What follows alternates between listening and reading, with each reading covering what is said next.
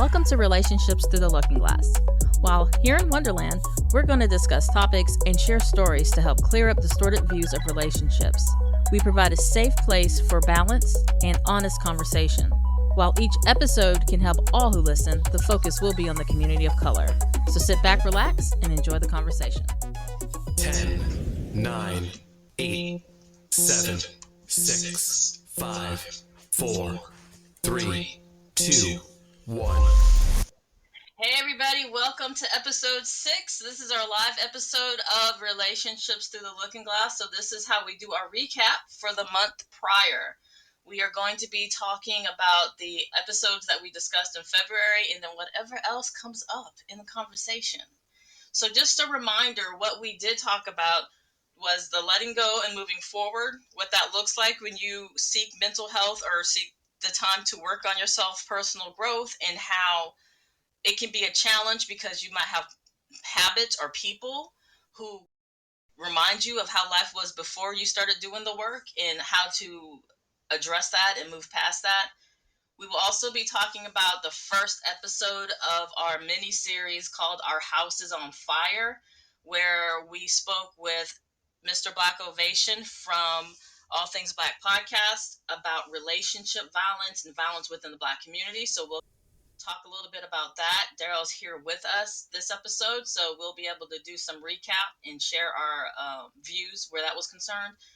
And we also talked about healing together and if couples therapy is worth it and successful and what that looks like. Items we're going to be talking about today, but as we always do, I'm going to go around the room and do just a check-in, a mental health check-in to see how everybody's doing. So I'm going to start with Keisha. Keisha, how has your week been? How has this month been? What's been going on with you?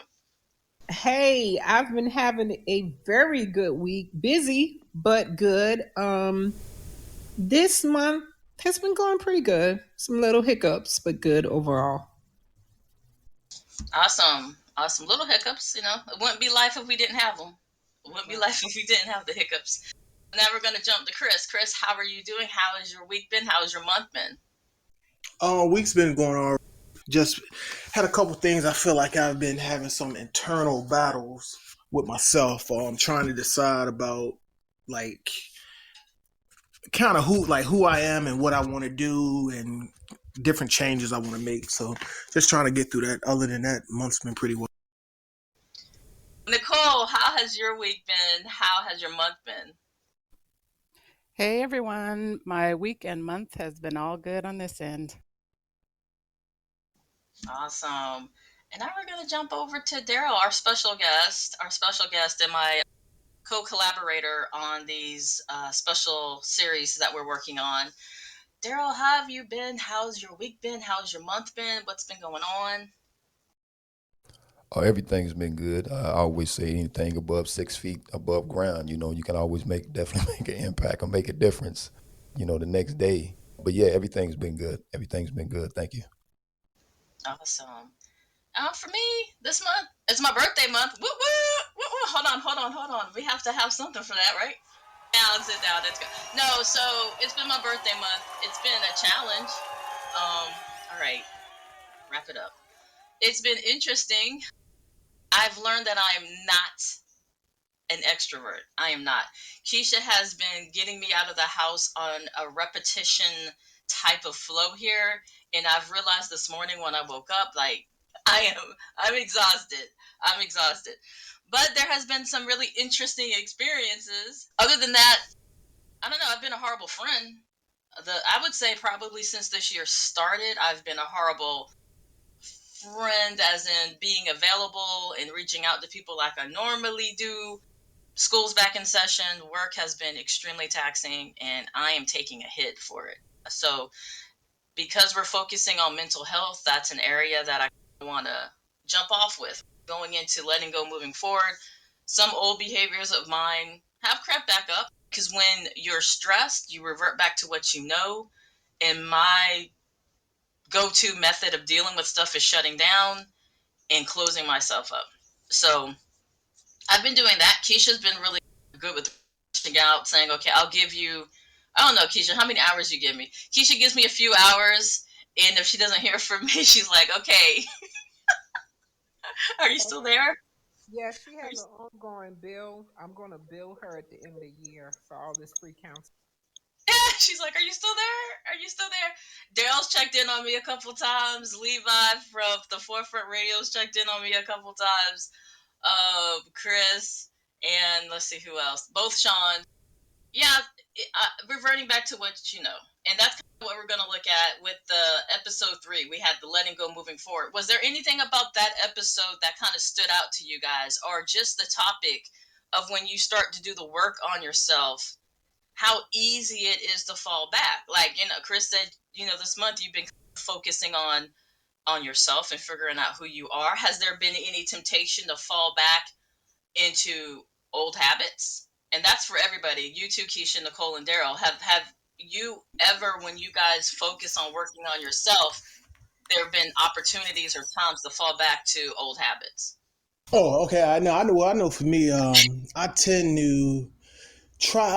I will tend to fall back into old habits, but I've learned to recognize those, then say, "Hey, look, man, it's not a good feeling," and then just getting out of that phase of that. But there's some things about the old me that it's hard to let go. So when you talk about, there have been times, or you kind of just pull yourself away from it, is there anything or technique or anything that you do that when you feel yourself doing that, you're like, let's not do that? Is there like something that you do to do it, or you just make your mind up not to? No, I just make my mind up not to. It's not nothing as far as like going to like a different place or doing something different that get me out of it. It's more so just like, come on, man, you gotta snap out of it. I just tell myself, hey, I'm better than this, and then go ahead and get over it. I don't know. For me, Yeah. like, I think, I don't know, was it a couple nights ago, Keisha? I was just like, literally just like, you are stupid as hell. Like, what the hell is wrong with you? And that's probably not the nicest self-talk you could have, but it worked. It kind Yeah, of worked. well, No, sometimes you gotta show uh, yourself that tough love.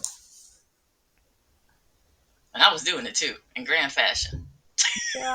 Sometimes you do have to show yourself that tough love. You just don't want to keep beating yourself down until you slip into, the point of depression. That's just a fine line when you're doing it.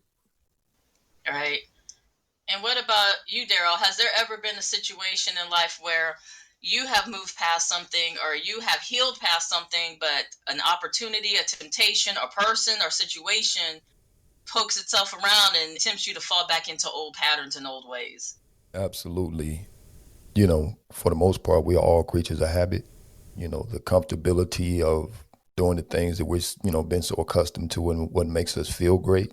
There's a tendency for us to go back and gravitate towards that. But yeah, absolutely. The thing is that, you try to look at it and you try to press on if you're trying to, you know, get yourself away from those things that, are detrimental to you. But yeah, so I'm finding that myself personally, I have to really push hard to get past some of the things that I've been accustomed to doing. So yeah, it's just one of those things you just gotta try your best to push, push, push. I was gonna mention something that Keisha said, and I'm glad she kind of mentioned that. You don't want to beat yourself up to the point of depression where you can't pull yourself out from that. So you don't want to do that. And I was going to ask her at the same time, how do you, what's a healthy balance, or how do you find that healthy balance between doing that and making sure that you don't go to the point of depression? When I was sitting in a meeting and it just came to my head and I was doing it, in my head, beating myself down, I drew a picture of a cup and I focused on what I have now. And I call it my fill cup. So I just started writing little stuff in and not what goals I want to achieve, but what I have now, down to I have my own car. I have, good health for the most part. My kids, I have whatever was going good, whatever I have in the now is what I drew, wrote, whatever in that cup. And it was just a plain sheet of paper. And I drew a big, huge cup. And then I began to focus on what I have now. And when I looked at what I have now, including what's going well, and it was hard because from time when I was doing this activity, The thoughts of, but I want to get, and I want, no, none of what you want or what you need to do or your goals go into this cup. Only what you have right now. And when I looked at that, and I always reference back to that from that day, it helped me to pull myself out of beating myself up because one area or two areas or three areas or how many areas of my life wasn't going the way I wanted it to go. So just focus on what you have, what you've done, what you've accomplished. All of that goes into that cup, all of it. So once you start there with seeing what you have and change your mindset, then you can do another cup. A second cup is, listen, this is what I want to work on. I use the cup. Some people may use a poster board. Some people, you can use some of anything, but that's what I did. The first focus is in looking what you have, because sometimes we can be so focused on what's not going well until what is, we make that so huge, magnifying glass, just blow it up so big until what is going good and what you have achieved and what you have in life, you just overlook it. It's so small to you. So just focus on, in a nutshell, what you have, what's going good. Keep your vision and focus on that and be appreciative of it. Be grateful. Pat yourself on the back. Then write yourself a plan and how you can reach your goals that you want to reach in life that you haven't yet. That's good. That's good. So I heard two things: gratitude. I'm gonna let the hand claps roll out. Roll out. Yes, yes, that's definitely a hand clap, a crowd clap situation. I love that. But yeah, so I definitely heard two things. So gratitude, number one, and living in the present. Would that be correct? Yes. Yes. Definitely. Gratitude, living in the present, but also, when we stop and we really, you know, self check, examine our lives, we have done a lot to get to the point that we're at right now. And just sometimes stopping and focusing on those things, because all we could have been in jail trying to do this podcast through the walls or something. So we're grateful enough to have what we have now. So focus on those things. So I always say, even when Michelle, just referencing back, was doing the, kind of beating up on herself, okay, you can do this briefly, but we're not going to stay here. Okay, it's okay to have a weak moment, but you need to be able to shake yourself off and keep going, because you'll never see the true picture. You're going to get to the end of your book, because, that's just how I feel, according to my belief in God. But you want to achieve and get all that you can get out of life with the ups and downs. So how do we get past that? All right, you might get weak for a moment, but you got to brush yourself off and you got to keep going.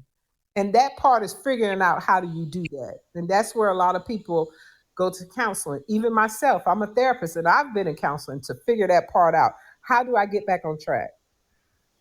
Yep. Yep. Exactly. And jumping to Nicole, has there ever been an issue where you've done the work, you've been doing the work, and then a situation, a person, a circumstance kind of tempts you to fall back into old patterns or old ways? And how do you address it? Absolutely. I think we all are tested in the manner of, the old you versus the new you, or the old views and the new views. And I definitely have been tested, and it definitely helps me define different words for myself to check in, like, is this old or new? Like, definitions of relationships, healthy relationships. What does a healthy relationship look like? What does a healthy friendship look like? Those sorts of things. And then, better assess, is this for me or not? Do I move forward? Which, old or new views am I looking at the situation with? So I think separating old, new definitions and then making decisions for, whatever's best for me has definitely helped in my process. Outstanding. And hopefully, anyone listening can understand that it's a process. You don't come into this world perfect.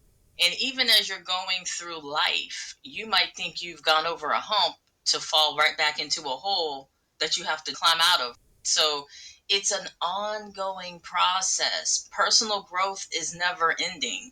It's an ongoing thing until you close your book, like Keisha said. So definitely, you don't want to be too hard on yourself. There are people who fall into that pattern of that's what they do. But at the same time, you have to be able to speak your future, right? To know that this is not where you want to be, but you have to do something to move yourself to where you want to be. It's not just going to happen. People talk about manifestation, manifest, manifest, manifest. You have to put action into your life to get outcomes. It's not just going to fall out the sky. So you do, it's work. It's called work for a reason. And you definitely have to be aware of what you want to get to and not allowing poor habits, old habits, unhealthy habits to keep you in a space that's not going to be productive for you or authentic for your growth. So that was the letting go moving forward episode. The next episode was a really it was a really heavy one. A lot of it came from just my interactions with Darrell and All Things Black podcast, and just how we've talked about a lot of different topics offline. And it was like we've had so many different topics offline about issues in our community that I was like, you know what, we need to do a series about just these things that we're talking about, because I felt it could be helpful. And the first one was the relationship violence conversation, or just the relation violence in the Black community. The series is called Our House is on Fire, because our house is our community, and we're so good at looking outside the house. What are the external factors that are keeping us where we're at? The man's trying to keep me down and things of that nature, all these external things, but we're neglecting to look at what's inside the house, what is within our own community. And the focus for this episode was violence. And a lot of stuff came up to the forefront, like the terminology or the phrase hopelessness.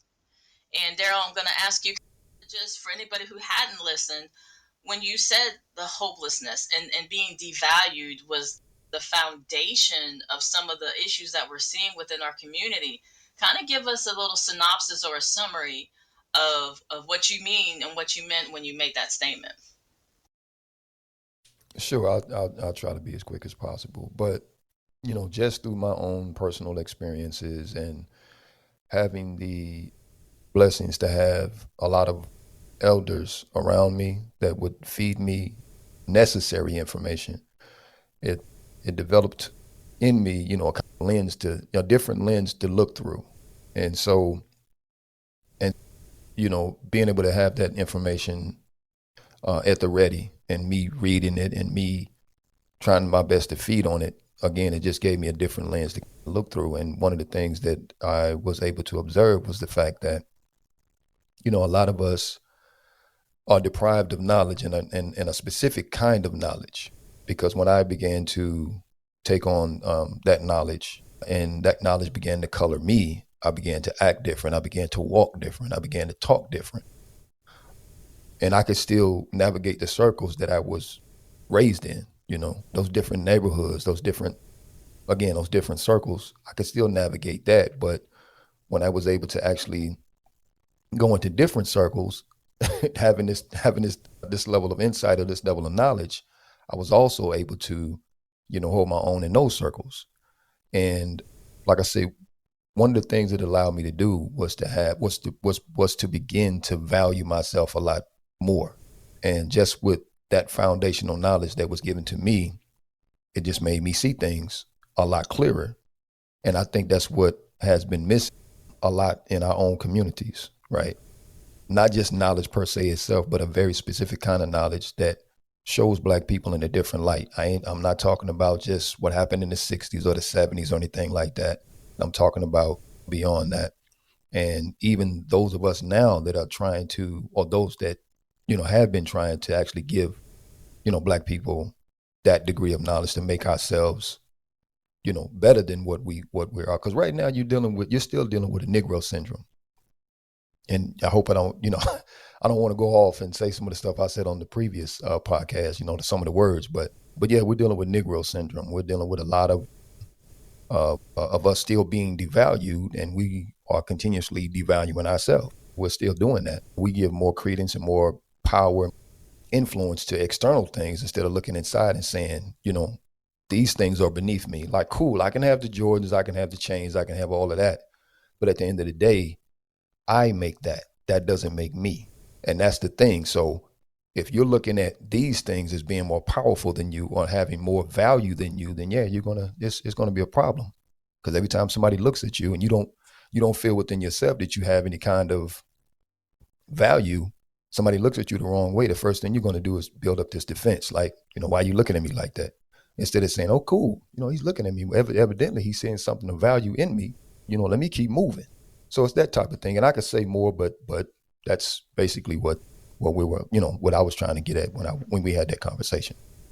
And I definitely feel everybody should listen to that episode because a lot of truths were spoken, and to the point where there will be episodes that if I get a lot of feedback on, a lot of views on, that it will generate, I will create a blog post for, and this was one of them. And even in that blog post, it went even deeper to talk about post-traumatic slave syndrome, or PTSS, which is built off of decades of quantitative and qualitative research about some of the conditions that we see in everyday life going back to slavery, and how people say, okay, that happened centuries ago, get over it. It literally has changed the brain chemistry to where a lot of us function in survival mode all the time. And when you're Yeah. functioning in survival mode, you don't make the same decisions and choices and have the same behaviors of other people, quote unquote, white privileged people can do or have, because they don't have the same experience. And I want to welcome Levi from the Forefront Radio. Levi's here too. And I know he probably has some sprinkles he can put on top of what we're talking about before we go to the next topic. But Levi, myself and Darrell were talking about the episode we did this month in referencing violence in the Black community, and how it really stems back to history, and how we have developed maladaptive behaviors to survive the American experience. And people, have sometimes said, wow, survive the American experience. That's exactly what we're doing. When you are traumatized, even if it's not firsthand, we didn't physically experience slavery, but it's in our DNA. It's in our genetic code. It's in our brain chemistry. The same impacts occur. PTSD is contagious. Look it up if you don't believe me. There's science all behind it. And I'm not going to say anything on here if I don't have anything that can back it up. So why I say all that to say this.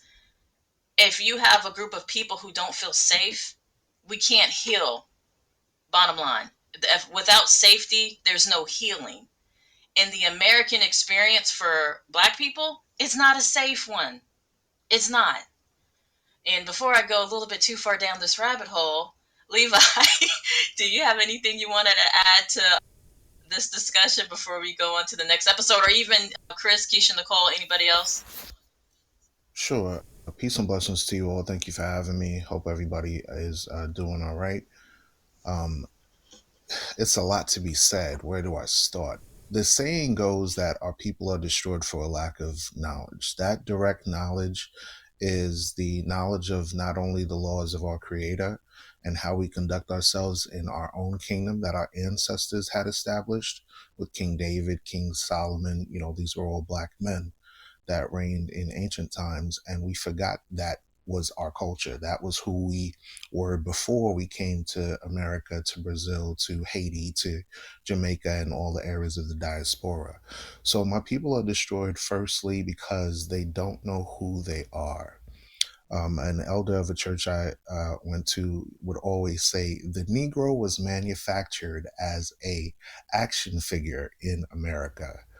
What are the molds? You have the thought mold, you have the thug mold, you have the emotionally and intellectually irresponsible mold. All these things were created in America.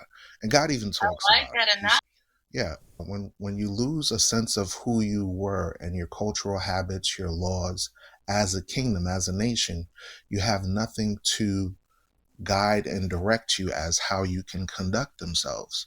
And what does that mean in modern terms? In modern terms, that means you don't have a sense of a moral compass. There's no instruction manual or playbook for you to go by. Everybody is going willy-nilly.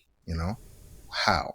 in Hebrews, in Hosea chapter 4, it talks about how we lose ourselves to assimilating into the ways of those that have oppressed us. It talks about how we've adapted more to swearing and lying and killing one another and stealing and committing adultery and breaking out where blood touches blood. You know, you when you look at today's society and how our people live, they're more concerned with, what celebrities have going on, you know, as opposed to something that can literally liberate them from the mental stagnation that they had from assimilating here in America. In short, yes, post traumatic slave syndrome is real. It is a direct correlation with the oppression that we face now and the things that we do in society. I'll give an example real quick.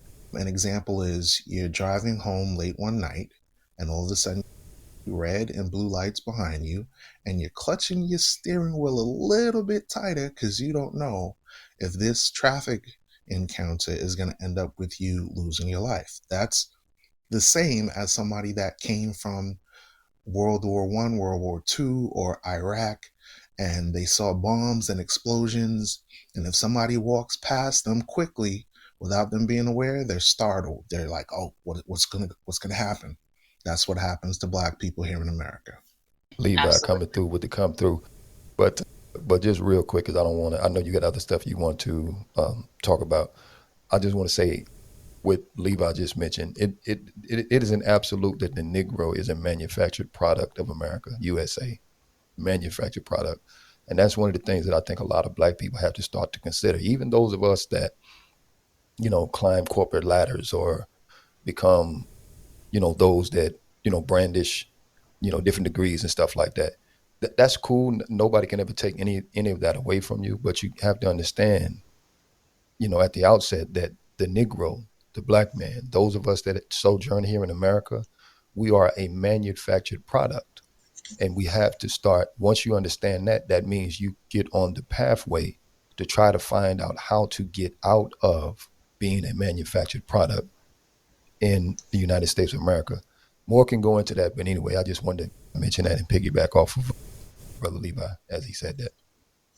It makes perfect sense, and I have never looked at it in that way, in that frame. So thank you both for going deeper into that, and because I think that's absolutely right. I got a quick solution real quick. A quick solution would be number one, to identify the origins of where these traumas come from. Once you identify these traumas, then find ways for you to separate from the external factors that cause you to go into the ways of assimilation. So, like, you tell kids all the time, hey, if there's a bully that's bothering you, make sure you acknowledge it, make sure you address the bully, don't let the bully just run all over you. We here have allowed ourselves to be bullied for hundreds of years. And I'm not saying, to retaliate or do anything of that nature. What I'm saying is to acknowledge and address it in a constructive way. How? Figure out what our ancestors got wrong that put us in the place where we are now, and correct those actions and redirect our children now and teach them, hey, look, we had our own culture before coming here to the States. We had our own laws. For me, I use the Bible as the means to do. Some may use different forms, but find ways that you can address the social ills that you face and teach your family how to separate yourselves from the negativities of society. That way you can properly adapt and unite as a people. I agree. I agree. And Keisha, it looks like you were about to say something.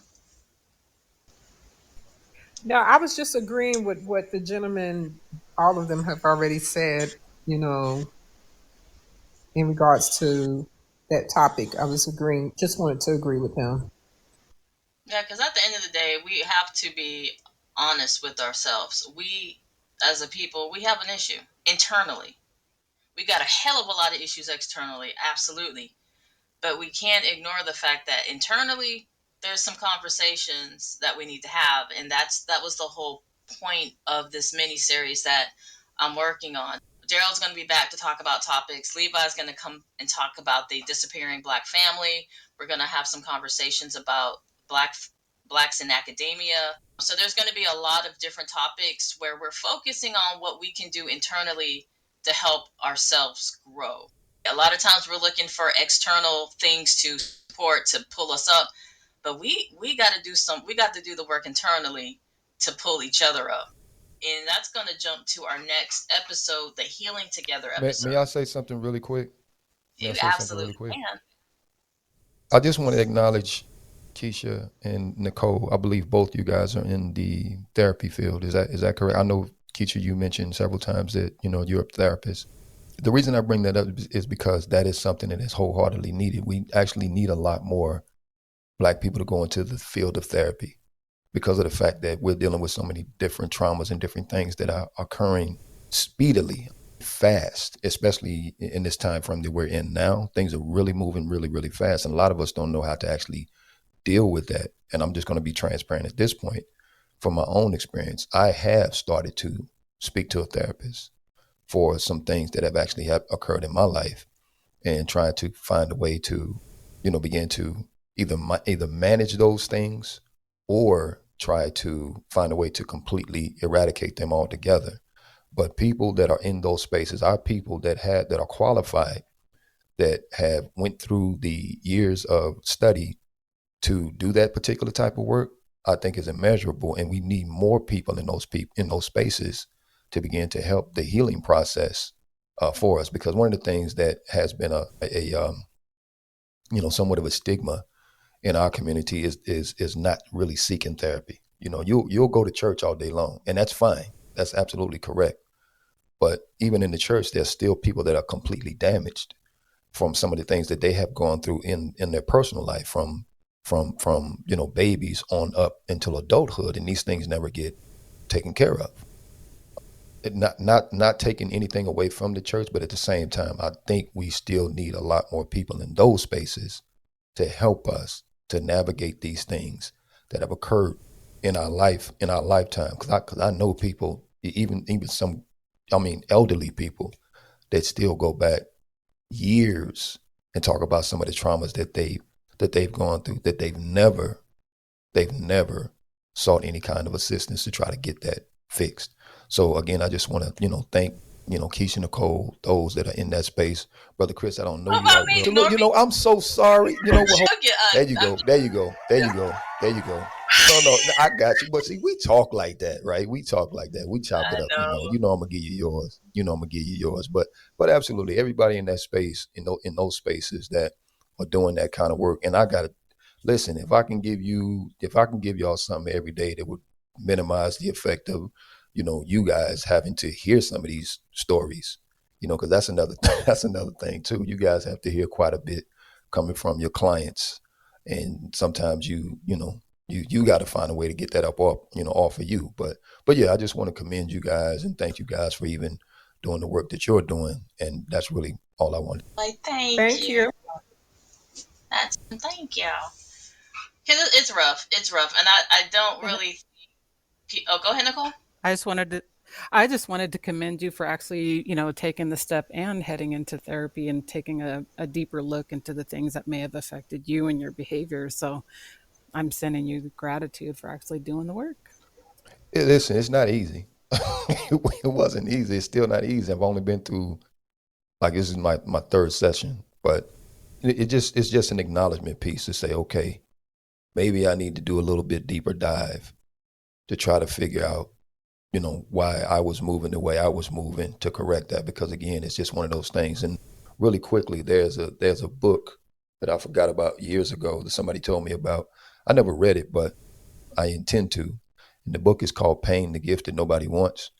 And, when you do grow, there's a certain level of pain that you actually have to go through for that particular growth. So that was painful for me to acknowledge that I possibly needed to talk to somebody. And it's also painful for me to go through the actual exercise of doing it, because you got to look at yourself.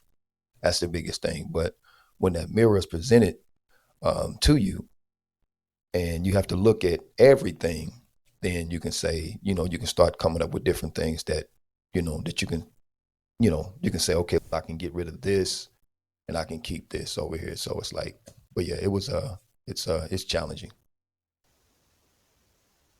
Yeah, it is, and it's an ongoing process. And just the flip side of that, individuals who are in mental health, whatever scope that is, there has to be a level of authentic and honesty with what you're able to handle, because we do hear some horrendous stories, and we have to take in all of these stories into our vessel where somebody can leave and they just have to focus on what's going on with them.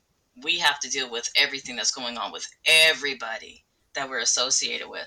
And some days it can be challenging, and in some days it will cause you to shut down. So it's awesome to hear people acknowledge the fact that, yeah, we get it, that it's not easy. It's not easy, but it's needed. And doing the work is not easy, but and that's why that episode, letting go and moving forward, was so important. And then the episode, healing together, and what that looks like. So this episode focused on couples therapy, relationship therapy, and one of those areas that we talked about were barriers, and why people or somebody in the relationship would be not willing to participate in couples therapy.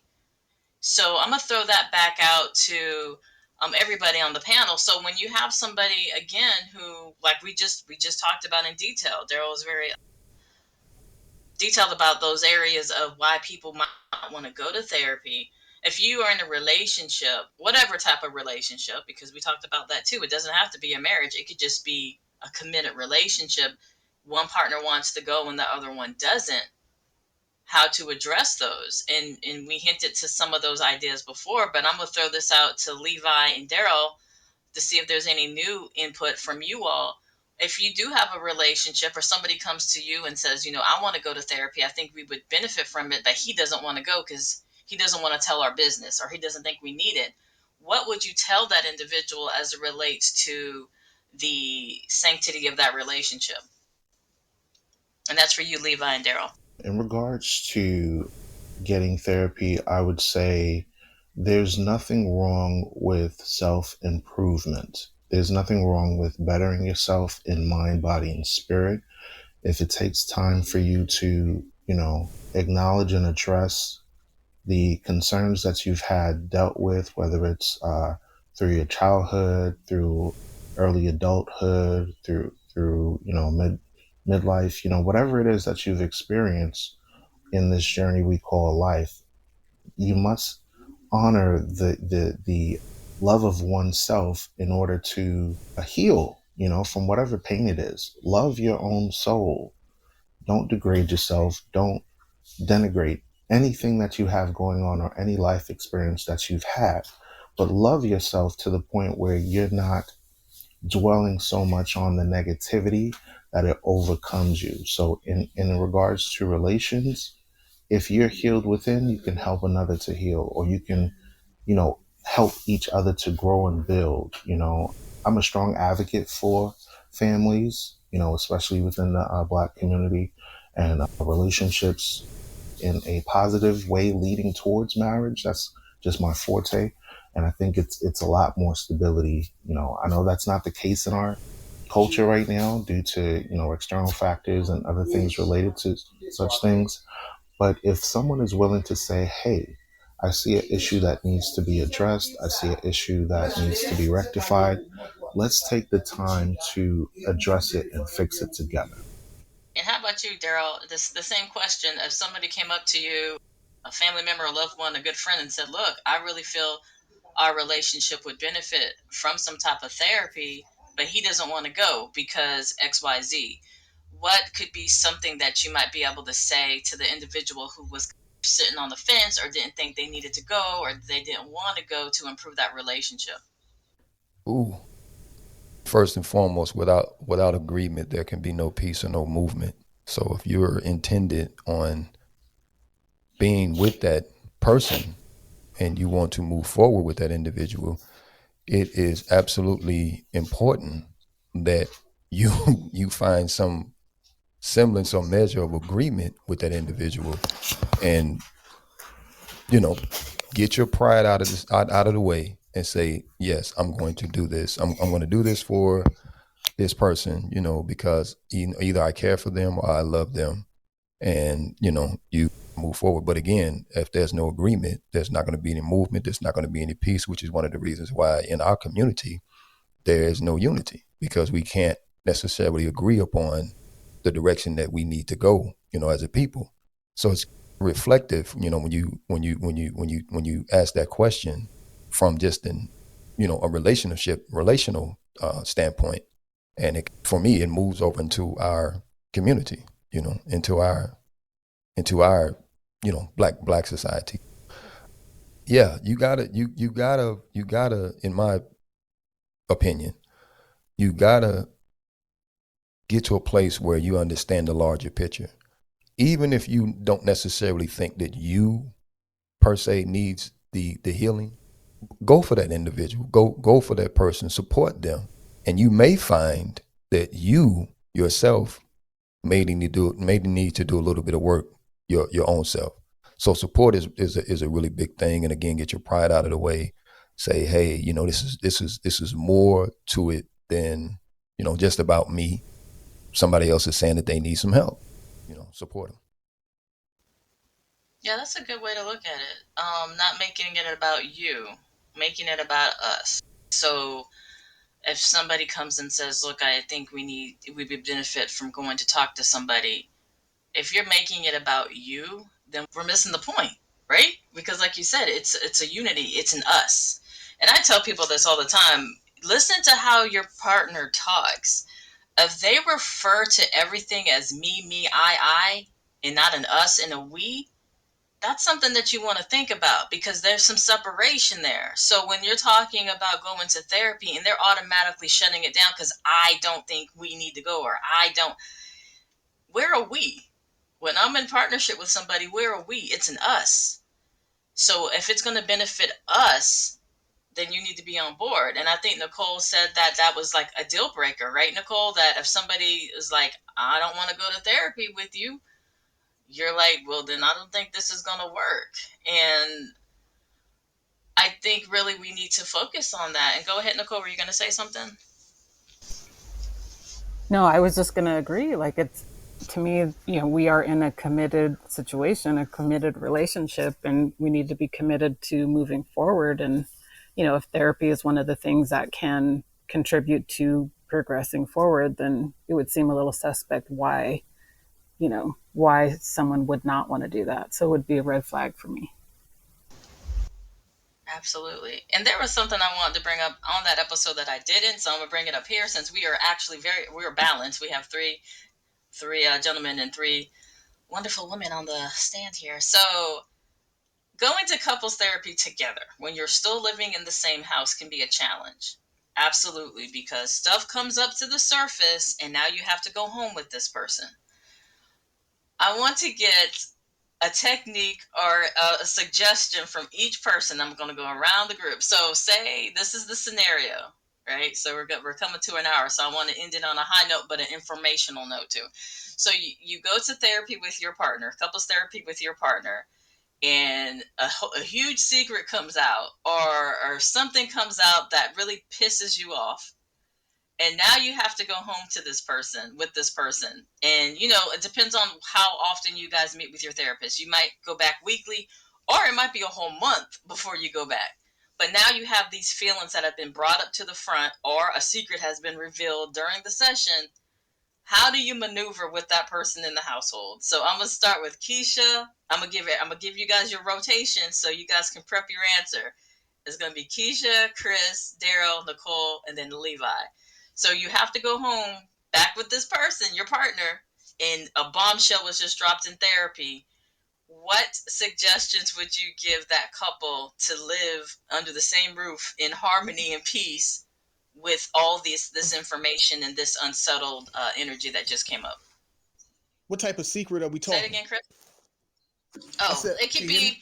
be an infidelity secret. It could be a secret about somebody seeing somebody on the side. It could be a secret of maybe somebody's sexuality has been revealed. It could be anything. So for your own example, think about something that would really just get under your skin, and now you have to reside, because that's a challenge a lot of couples have to deal with. Is you go to therapy, they shake up the water bin, and all this stuff floats up and around, and now you got to go back home and live with this person. So just think of a something for you personally that would cause you to have some serious issues. How do you coincide or live under that same roof with that person as you're healing these issues? Because that's something, as a therapist, as a counselor, as a coach, that you have to be aware of, because you can set something off. These people go back home and we got a whole explosion going. So, what are some suggestions for that type of couple? So, that for you, Keisha, first. I would say it would have to be an agreement before the session is over, how they're going to handle this stuff once they leave out of the therapist's office.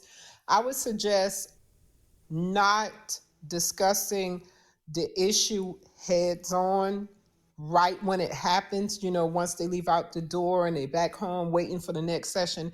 If it's something that bomb explosive, then their sessions wouldn't be every month. It would possibly be twice a week or every week, because they have to get through it. But I would suggest them journaling their feelings and try to avoid discussing it at home, but write what they would want to say to each other in the journal. And then when they go back to their session, then they can share their thoughts and feelings per their journal to each other. If it's a situation where the couple have a fairly decent way of communicating with each other and they just felt like, listen, this ain't working, I have to talk to you about this now, I have to address it, then address it using the I statement. I feel or I felt XYZ versus you went up in there and you did this, you did this. When someone is coming at you like that, you're automatically on, the defense. So if it's something that you can't wait and, by just journaling until you get back, then talk with your mate and by using the I statement, not, well, I feel like I'm going to do this to you because you did that. Not like that. You can't handle it, journal it, and wait till you get back with your therapist. All right, all right. And Chris, what about you? How would you handle it, or what would your suggestions be if a couple just went through a session and some stuff came up to the surface and now they got to go home? My suggestion would be it's gonna probably be maybe take a day or two not to discuss it, not forget about it, anything like that. But you're just gonna have to take a break from it and then revisit it in a day or two, because trying to, once you get back home and then you re-talk about it and the emotions are still probably running on full tilt right then and there, you should never discuss those type of things when the emotions are high like that, especially not having, if it's just one-on-one and not having anybody there to kind of be the just to be the mediator between the two. So yeah, I just say just wait a day or two before discussing it. But depending on what the secret is, like I don't know, like I know, right? I'm some of like, it you might have to just nah, we ain't even riding. You better take an Uber you somewhere better else. call an Uber. Yeah, you better call an Uber. Like nah, man, we can't even be in the car together. And sometimes it happens like that. Absolutely, I've seen it where after the session ended, we got a whole police response going on. So it's definitely something that you have to think about. And what about you, Darrell? The same situation. Say you went to a session with your partner and some stuff came up, and I know you are very serious minded, straight to the point type of individual. Is that something that you would be able to hold off to the next session? Like, how is your response in that situation? Oh yeah, knowing me, yeah, yeah. I would not address it. Like especially knowing the old me, I wouldn't address it. No, I would not. I have to, you know, you gotta. For me, it would either be just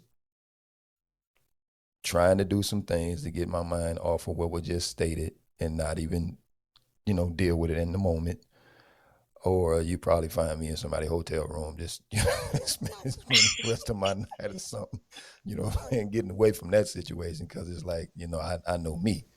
But yeah, if yeah, at the end of the day, and where I'm at now, it's really about peace. And even if that bomb was dropped in a session like that, because really what happens is that this is, for my opinion, it's really about the embarrassment of it when it drops in, into a session like that, because you're saying that in front of somebody that is a third party. They don't have insider information as to what's going on. All of a sudden it comes out, and now it makes that other individual look bad, or whatever the case may be. So you're dealing with a lot of that, and on top of the fact that a little bit of truth came out, or a lot of truth came out, so it's a lot to deal with. So I just think in that instance, like Chris said, probably don't even visit it. It's going to be a little, strained. It's going to be some tension in the house, definitely. But I just think at this point, you go into your corner, they go to their corner, and you not address it. Keisha brought up a good idea to try to journal it. I probably wouldn't think about journaling anything, to be totally honest. But yeah, so I go to my corner, and if it gets really bad, you're gonna see me in somebody's hotel room. Because what if the bomb was, and we're about to go into Nicole, but what if the bomb is, I know we've been married for 10 years, but I have a 6-year-old son that's not yours. You know what I'm saying? Like, what if it's some stuff at that level? Because I've seen it happen. I've been on the other side of the table when it's happened, and it's like, oh crap. So Nicole, your turn. Like, how would you address it or suggest it to a situation where something came up in therapy? And I mean, even if it's not a huge bomb, but it might be the way somebody's honest feelings towards you that you were not aware of. Now you have to go back home with this person. Like, how would you handle that? Emotionally intelligently, that no conflict has ever been resolved by two people with heightened emotions discussing it. So, as we've been saying throughout the podcast, practice the pause for sure, because nothing will get resolved by having heightened emotions and continuing to talk and rehash it. Keisha mentioned journaling. I find it easy to do voice notes on the phone to try and get these feelings out. And if I wanted to revisit them, I could just play them. And then it helps me to see where was I at this time. And it's real easy on the phone. But definitely take some time to process the information that came out in the sessions, and then also think about how or why you're feeling the way you're feeling. Like, what are those feelings? Where did they come from? Did they come from the information that was resolved, or did it trigger something else that was within you that's never been addressed? Differentiate where this heightened sense of emotions is coming from, and then also some questions that you would like to talk to your other party about. So either voice record it or journal it, so that way when things have calm down, you can ask some more intelligent questions instead of questions that will put more salt on the wound. So, again, if the goal is to continue to progress in the relationship in a positive manner, you want to ask questions that will help you with your healing, help you with your process. You don't want to ask questions that are more provoking and going to be non-productive. So those are some things I would do. Absolutely, absolutely.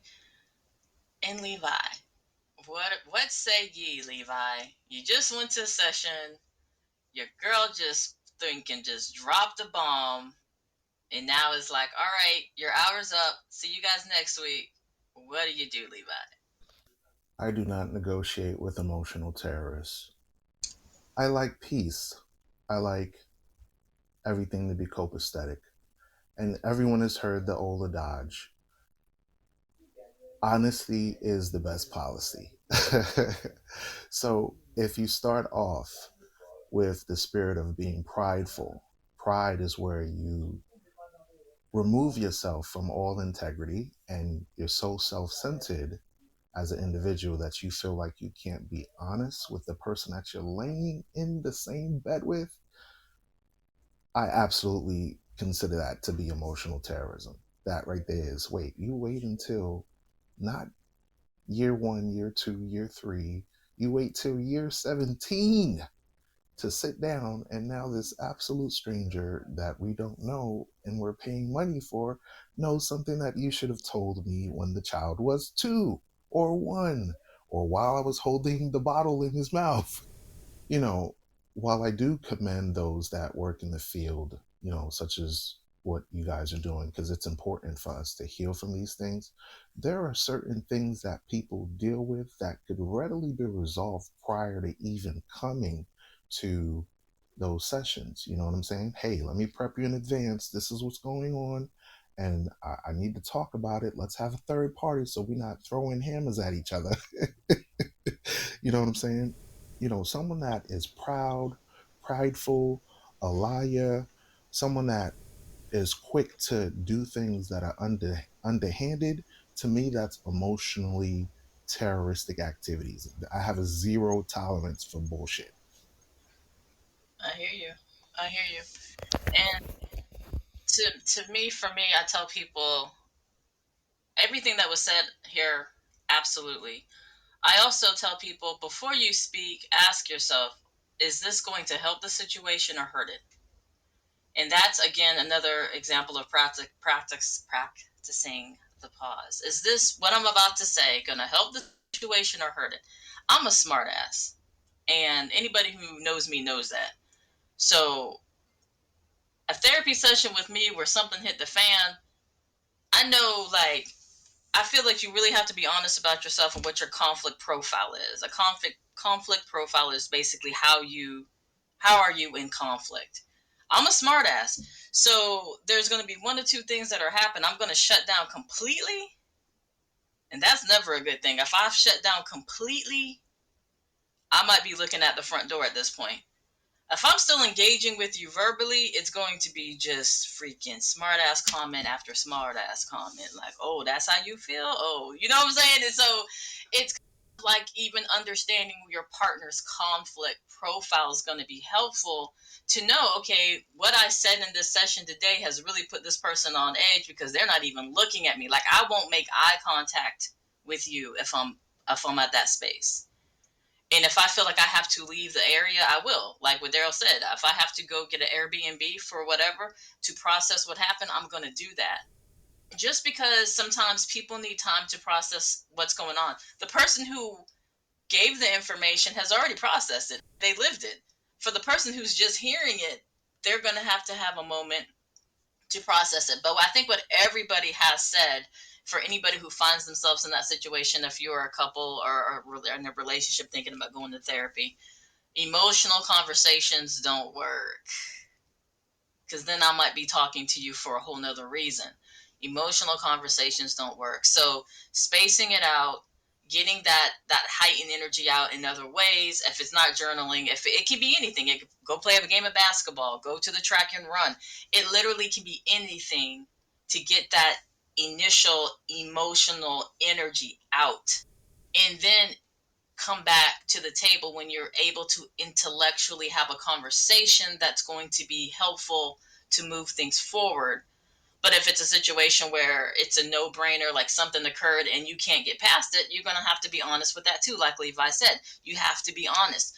Honesty about what you can tolerate, what you can't tolerate, what you can get past, and what you can't. Because I've seen couples who say, okay, we can get past this, but then everything after that says that no, they can't. So it's also about being honest with yourself. And as we come to a close, it's about being honest with yourself on a various amount of reasons. Why do you do what you do? When therapy is going on, what is the point of the therapy for yourself individually, and if you're going to couples therapy for that group, for the unity of that partnership? But at the end of the day, not looking at external things to determine who you are as a person. And that's the whole point of the podcast. Wonderland is all about distortion. The looking glass theory is all about people living their lives for other people's opinions. So we want to get away from that. So definitely honesty. Be honest with yourself. Be honest with who your partner is, and do the work. Do the work. If you're not happy with your life, if you're not happy where you're at, change it. It's really as simple as that. It's really as simple as a thought process. I don't want to keep doing this. I don't want to live like this anymore. I don't like how this feels. change it.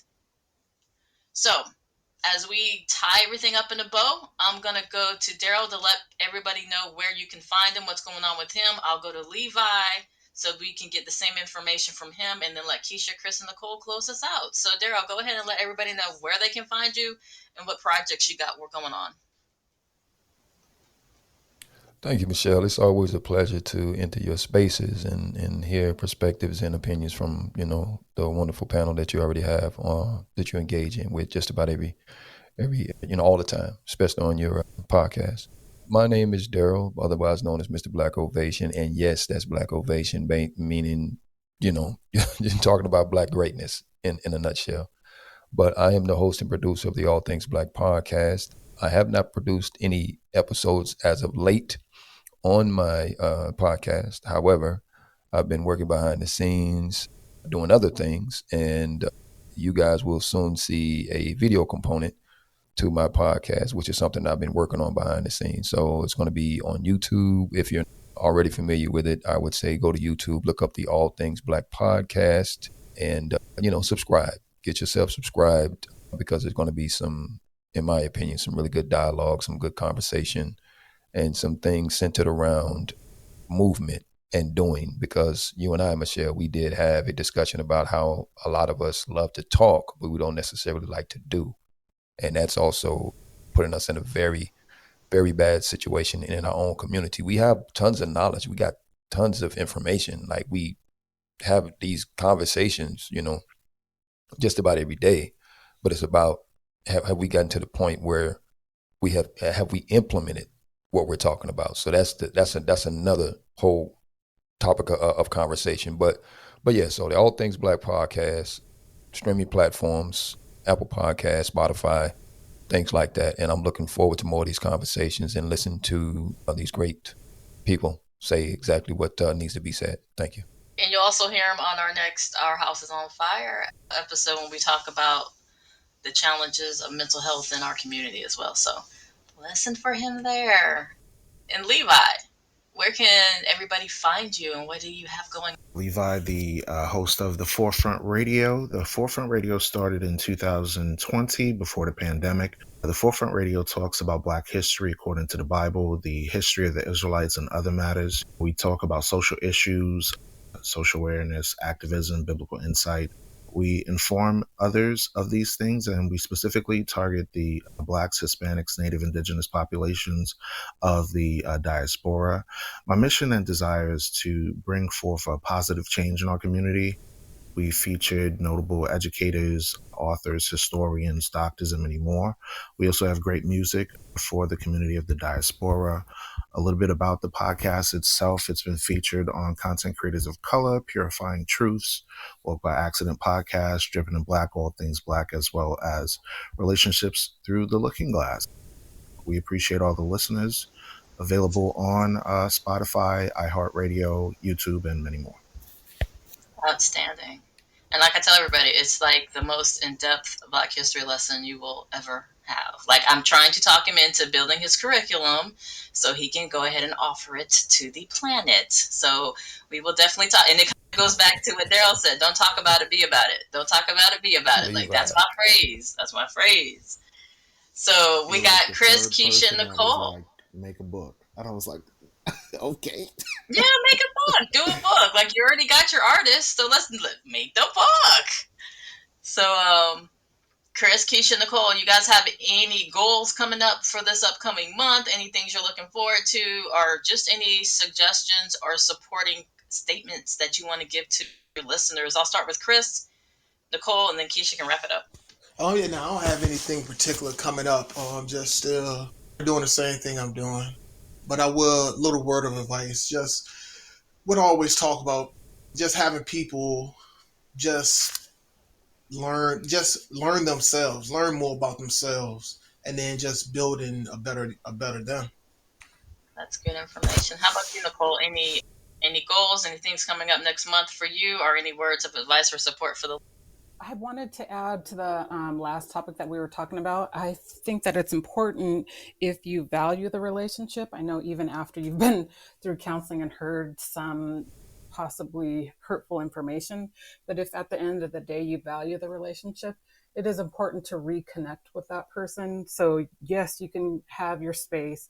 Yes, you can process however, but to leave that space open and don't reconnect and revisit the issue to close it up and figure out a way how to move forward, that can do some permanent damage to the relationship.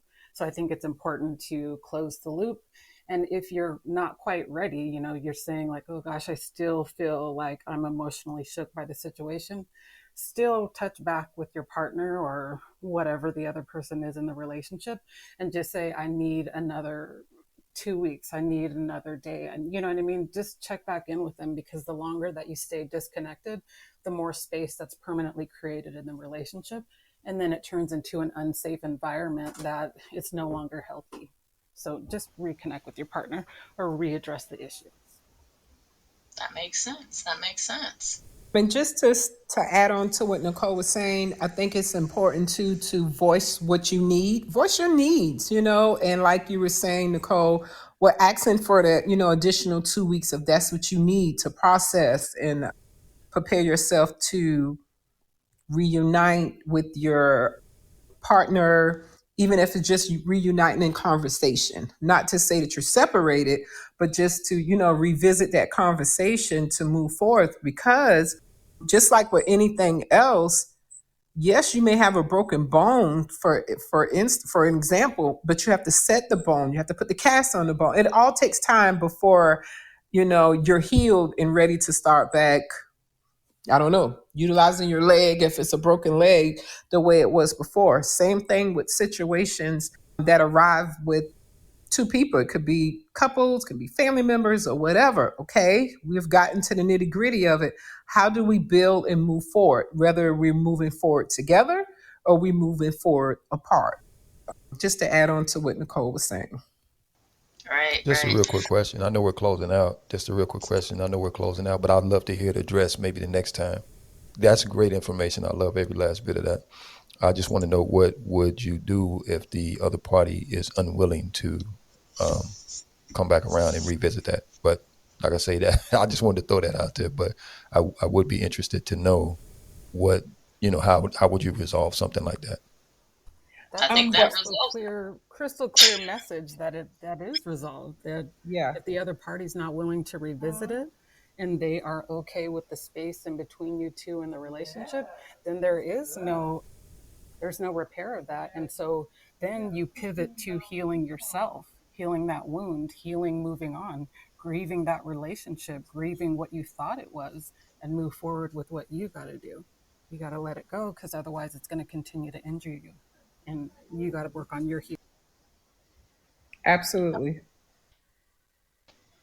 so. As we come to our end of our live episode over here in Wonderland, I want to thank our amazing special co-host Darrell from All Things Black podcast and Levi from the Forefront Radio.